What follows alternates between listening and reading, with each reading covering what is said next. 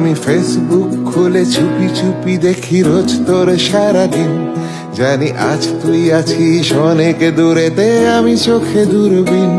পুজোর feel definitely এই বছর ডেফিনেটলি আমরা জানি যে কেন এই প্রশ্নটাও করা হচ্ছে আমাকে, সেটাও আমরা জানি অবশ্যই। কিন্তু আমি যেটা বলবো যে আজকে যখন আমরা পুজোর গান রিলিজের জন্য এসছি, আমি যেটা বললামও যে আগে আমরা যখন স্কুল কলেজে মানে আমাদের যে সেইভাবে পুজোটা যখন এনজয় করতাম, সেই সময় মানে পুজোর একটা গান আলাদা করে একটা আকর্ষণ কিন্তু থাকতো। কিন্তু ইদানিংকালে কিন্তু সেই অর্থে পুজোর গান বলে আলাদা করে রিলিজ হচ্ছে শুধু পুজোর জন্যে, এরকম কম হয়। সেই জন্যেই কুণালদার কুণালদা এবং দি এন্টায়ার টিম ধন্যবাদ জানাচ্ছি তাদের। এবং ভীষণ সুন্দর হয়েছে, তিন ধরনের, দুটো প্রেমের অ্যাকচুয়ালি, আর একটা অন্য ধরনের। ভালো লাগছে, পুজোর গান আবার ফেরত আসছে, ভালো লাগছে। এই সময় দাঁড়িয়ে পুজোর ফিলটা কতটা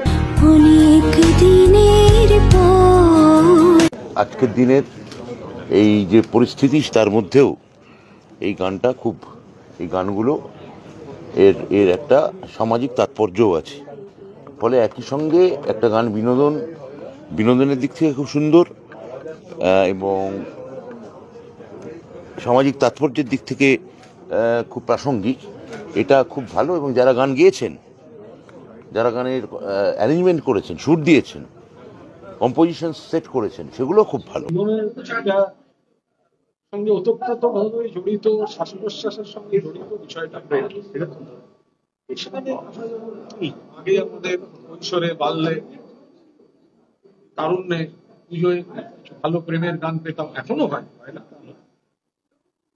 আমরাই একটা চেষ্টা করি।